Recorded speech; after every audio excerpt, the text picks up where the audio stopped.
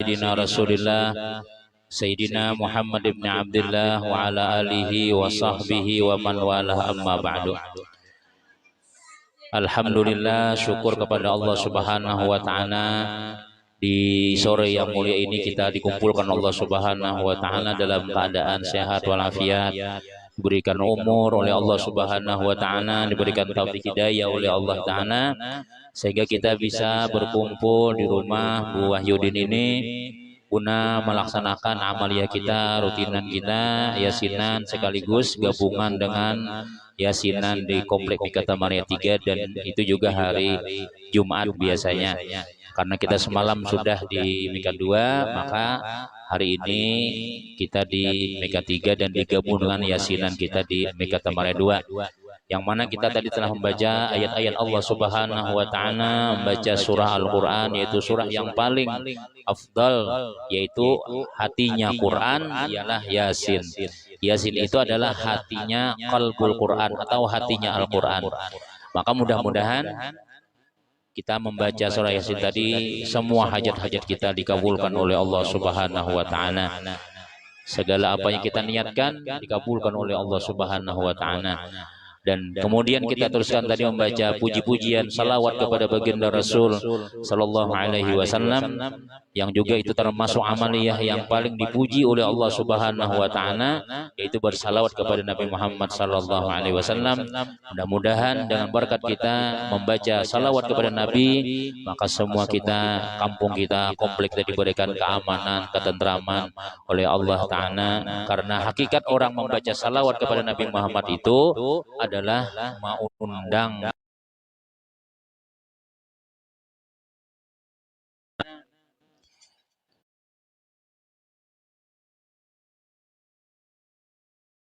Halimatus Sa'diyah. Halimatus Sa'diyah itu sebelum datangnya Rasulullah di kampung Bani Sa'd itu kemarau panjang, tumbuh-tumbuhan tidak tumbuh, kemudian pulang segala hujan kada turun-turun, pokoknya masa-masa krisis. Tapi ketika beliau membawa baginda Rasul sallallahu alaihi wasallam menyusui Nabi sallallahu alaihi wasallam, langsung hujan turun. Langsung, nah tadi hujan lah. Hujan turun. Hujan turun, lalu rumput tumbuhan, kambing-kambing hawa makan pulang. Maka bila hujan turun itu barakah sudah. Itu rahmat, buju-buju rahmat daripada Allah taala ialah hujan. Nah, jadi mudah-mudahan ya jurun dengan berkat kita rancang kita memuji-muji Nabi, berkumpul bisalaturrahim di komplek kita ini, alhamdulillah ya Allah, yasinannya ada, Sabtuan ada, hari Ahad ada, hari apa ngarannya, hari Jumat ada juga. Mudah-mudahan menambah keberkahan kita barataan, amin ya rabbal alamin. Ibu-ibu jamaah yang dimuliakan Allah Subhanahu wa taala, itu buku ada di tangan pian-pian berataan. Insyaallah kita mulai hari ini memulai membaca 60 mutiara hadis dalam kitab Riyadhus Shalihin. Kitab Riyadhus Shalihin itu adalah kitabnya tebal, dan itu disepakati oleh mazhab apapun, mau Wahabi kah, Salafi kahnya, akur lawan hadis-hadisnya, karena hadis-hadisnya di situ hampir-hampir sahih barataan. Hampir-hampir semua disepakati memang hadisnya muktamad, dasar daripada Nabi Shallallahu Alaihi Wasallam. Dan hadis-hadis Nabi itu termasuk ikutan kita, pegangan kita. Ujar Nabi kita, taraktu fikum amraini in tamassaktum bihima lan tadillu abada. Kitab Allah wa sunnati Rasulillah Sallallahu Alaihi Wasallam. Aku tinggalkan kepada kalian ya Nabi dua perkara, bila kalian bujur pegang jalan sesat selama-lamanya. Yang pertama kitab Allah. Kitab Allah yaitu Al-Qur'an. Al-Qur'an itu pegangan kita, bujur-bujur ikutan kita. Apa aja yang ada di dalam Al-Qur'an itu hukum nang langsung daripada Allah Subhanahu wa taala. Hukum nang di dalam Al-Quran itu kada kawat di jangan misalnya seperti nang Allah mengharamkan makan babi, Allah mengharamkan khamar, Allah mengharamkan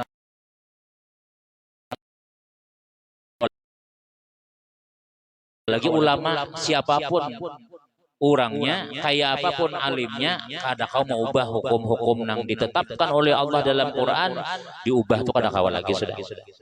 Misalnya kayak makan babi haram, kayak apa aja tetap haram. Kuahnya bang ya, mun disop bang ya, amun anunya bang ya, buntutnya dikit haram tuh bang sudah. Karena itu dalam Al-Quran langsung. Nah, mau kada tahu tuh, sampai wah ini sudah. Nah, itu mun kada tahu tuh kada ada hukum, artinya dimaafi ya, mudah-mudahan Allah ampuni ya lah. Nah, jadi Al-Qur'an itu buai makanan nggak di luar itu sudah. Oh, ditinggalkan buannya kita. Ada yang dulu dudukan dulu. Ya lah aja terus paling lawas kita 15 menit. Pertemuan kita ini kada suah lawas-lawas ya lah. Nah, jadi hukum yang pertama itu adalah Al-Quran. Nang kedua, aja Nabi bila engkau pegangi bujuk-bujuk ada bakalan sesat. Artinya selalu dibimbing oleh Allah Subhanahu wa Ta'ala, yaitu sunnahku. Sunnahku itu hadis-hadisku aja Nabi. Napa aja nang keluarakan lewat mulutku atau gawianku apa aja tuh lah. Nya hadis Nabi itu ngarannya adalah aqwalun. Perkataan-perkataan Nabi, perbuatan-perbuatan Nabi, atau Nabi kita akur, semuanya itu adalah hadis Rasulullah. Nabi misalnya berjalan laju, maka kita berarti sunat laju. Bila Nabi misalnya ujar Sayyidina Abu Bakar, karena Rasulullah Sallallahu Alaihi Wasallam itu adalah Nabi itu bila makan tangan kanan, maka bila kita menuruti Nabi, sunat hukumnya. Nah, hitungannya sunnah. Jadi pahala kita menurut itu. Nah, apalagi Nabi ketujuh misalnya makan buah misalnya. Nah, lalu kita biar ada buah-buahan, kita nang bujur-bujur nang disetujui oleh Allah Subhanahu wa Ta'ala, nang jadi idola kita itu hanya baginda Rasul Sallallahu Alaihi Wasallam. Amun pian menuruti buahan nang artis Korea misalnya menuruti rambut gaya-gaya nang apa misalnya siapa nang dituruti jar itu Bang Ustaz nang kayak nang di TV itu nah zaman wah ini ya itu kita kada tahu apakah berpahala atau kadang kada tahu. Nah, jadi nah Muhammad sallallahu alaihi wasallam. Lalu bagaimana kita hendak menuruti Nabi? Amun kita kada belajar hadis-hadis Nabi sallallahu alaihi wasallam. Nah, asalnya pian kita Riyadhus Shalihin ini kandal kitabnya berapa ribu hadis itu dan kita ambil 60 aja kan ya lah. Akhirnya pulang bila habis ini 60 pulang kita ambil supaya kita itu tahu di sunnah-sunnah Nabi. Tahu ilmu-ilmu ambilan dasar ulama-ulama itu mengambil langsung daripada Quran atau hadis Nabi Sallallahu Alaihi Wasallam. Nah, kemudian itu halaman 2 tuh. Nah, yang pertama dulu kita yang sebutin hadis barang ini. Kelebihan orang yang mengajar ilmu. Ini bila pian itulah bebuku itu berpahala. Kun aliman, ujar Nabi jadilah orang alim. Ya tukang baca akan, ya Allah, menang perguruan kita tuh orang alim sudah. Nah, artinya nang tahu di hukum, mamalakan ilmunya pulang, itu alim namanya. Nah kita nih, amun jadi orang alim tuh, kada kawal lagi sudah, tuha sudah, ya Allah, kada belajar lagi tuh sudah. Jadi nomor 2 aja. Amun kita kada kawa jadi orang alim, kun aliman au muta'alliman. Muta'allim itu jar ulama adalah belajar. Nah, belajar ini nih mesti 2. Ujar guru Muaz Martapura Jasirin beisi buku lawan beisi pulpen. Menyakawa tuh bukunya ada, pulpennya ada supaya apa nang disambat guru tuh ada yang dicatat. Jadi hari ini bukunya aja dulu. Pingkuti barang bukunya, dibuka barang, jangan buka HP aja. Masya Allah. Melihat membuka ini kita ya belajar. Nah, jadi napa nanti dipanjang keterangannya yang macam-macam. Misalnya guru berbagi amalan, jadi jasirin ini aja. Kada kawal lagi esok ditakunakan. Nah, habis pian kada bawa pulpen, kada yang dicatat. Nah, jadi supaya kita berpangkat orang yang menuntut ilmu itu ada buku, ada pulpen. Semua nang hadis-hadis Nabi kita nih lah. Yang mana ujian Nabi kita yang menyebutkan tentang kelebihan menuntut ilmu. Misalnya innal malaikata la tadau ajnihataha ridan bima yasna. Sesungguhnya malaikat-malaikat Allah Ta'ala itu menghamparkan sayapnya, dihamparkannya sayapnya nih untuk orang yang menuntut ilmu, supaya diinjak sayapnya nih, supaya kita lewat di sayapnya aja. Jadi malaikat turun, malaikat ini kan orang yang paling mulia, ya lah, orang yang derajatnya paling alim, sudah paling taat lawan Tuhan malaikat. Tapi malaikat ini mau berturun, mau dia merendahkan sayapnya untuk orang yang menuntut ilmu. Ini akun turun derajat, yang penting aku mengambil barakahnya. Dah belakangku barang dijajak, belah sayapku barang diinjak oleh orang menuntut ilmu. Karena kan orang yang menuntut ilmu itu orang yang paling dimuliakan Allah sudah. Nah orang yang belajaran Tuhan itu amun kada, makanya wali-wali itu kan membaca manakib sesaman misalnya. Nah apa ya? Di antara tabiat sesaman itu yaitu sayang kepada orang yang alim, sayang kepada orang yang menuntut ilmu. Ya, nah. Karena satu-satunya warisan Rasulullah Sallallahu Alaihi Wasallam itu ya ilmu. Nabi mau mewariskan surban lah, kada sampai ke kita, habis di sana aja. Rambutnya ada dah. Ada semalam rambut di masjid mana nih di Pak Guru Pahmi, berabut orang bajunya aja kita dapat, kada kau mencium itu selamba dua lambar aja rambut Rasulullah tuh ya. Nah cuma ada nang boleh siapapun mengambil, yaitu ilmunya Rasulullah Sallallahu Alaihi Wasallam. Maka bila kita mengambil ilmunya Nabi ini, ada tuh di hati kita nur, lain nur lelah lain. Nur nur itu ilmu, nur itu cahaya. Jadi hidup kita nih maksudnya lo bercahaya. Bercahaya itu katanya kayak lampu pang ya lah, maksudnya itu apa ya, terbimbing gitu nah. Terbimbing. Jadi bila ada orang nang mengganggu kita, ada bisikan-bisikan syaitan, ilmu nang ilmu jangan ilmu ngarannya. Nih misalnya itulah usahakannya yang penyasinan jabik di rumah aja buang riyah aja di situ ini. Nah jadi ilmu jangan teruskan. Nah itu ilmu ngarannya. Karena gawian-gawian yang baik itu tuh kada lepas daripada bisikan syaitan, pasti sudah. Dan kadang kita tuh hendak supaya akur seduniaan lawan kita tuh pasti ada nang ada katuju. Nah apa aja tuh nang baik, apalagi nang ada baik. Nah maka perlu kita ilmu nih supaya kita itu ada pembimbing, supaya ada pembimbing. Nah jadi ujar Nabi Sallallahu Alaihi Wasallam inilah riwayat daripada Sayyiduna Abi Umamah radhiyallahu anhu anna Rasulullah Sallallahu Alaihi Wasallam. Nah, jadi bila kita belajar hadis Nabi pasti ada salawatnya sudah. Rasulullah Sallallahu Alaihi Wasallam. Nah, salawat itu sudah nyata itu sudah. Nah, pajan Nabi, fadlul alimi alal abidi kafadli ala adnakum.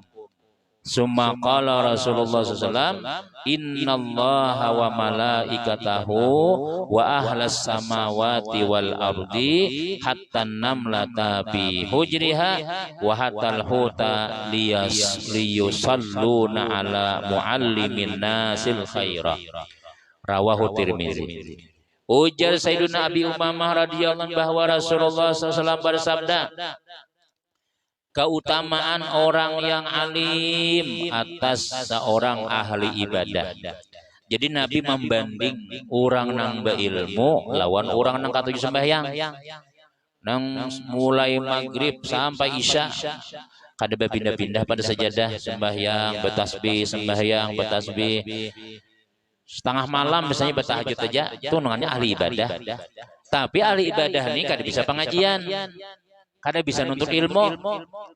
Nabi membandingkan orang tuh ahli ibadah lawan orang nang beilmu.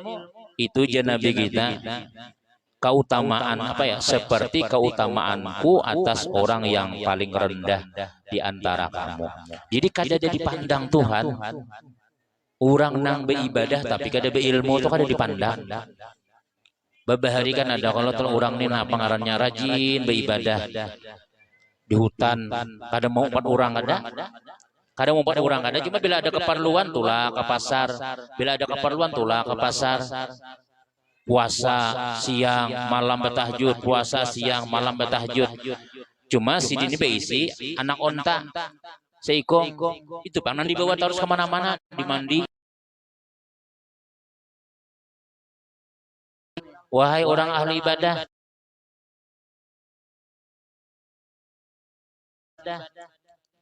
pian kada terpikir hendak bebini kah? Pian kan bebini itu termasuk adalah sunnah Nabi juga lah. Hadisnya sembahyang wala sunnah Nabi. Jadi Jesiden kalau bebini itu tuh macam-macam tanggung jawabnya. Macam-macam tanggung jawabnya. Aku kalau usah bebini Jesiden. Nih ada aja untaku sudah. Bila aku bernafsu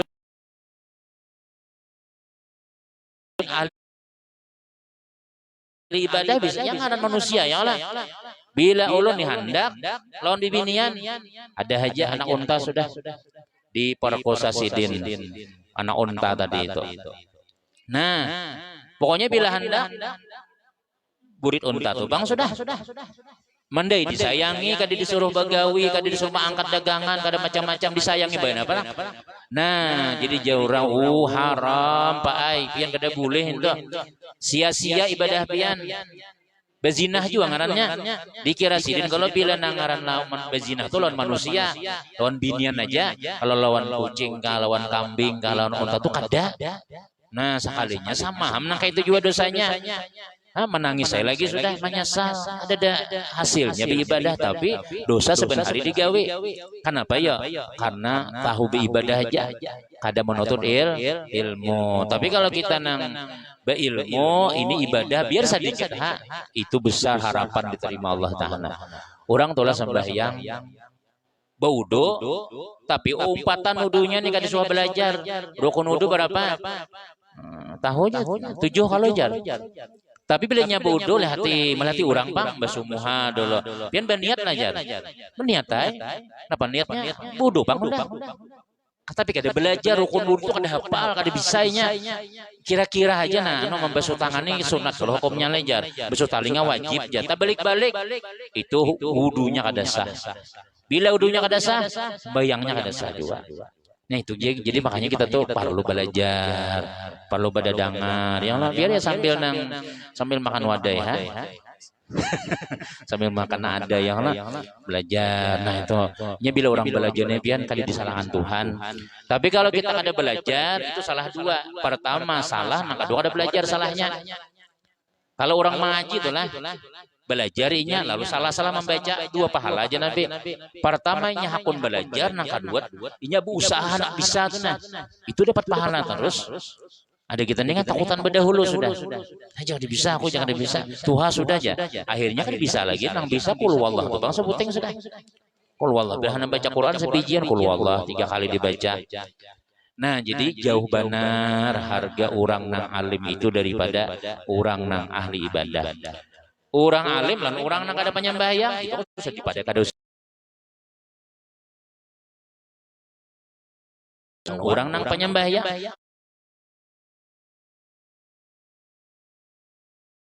tetap harap orang nang berilmu.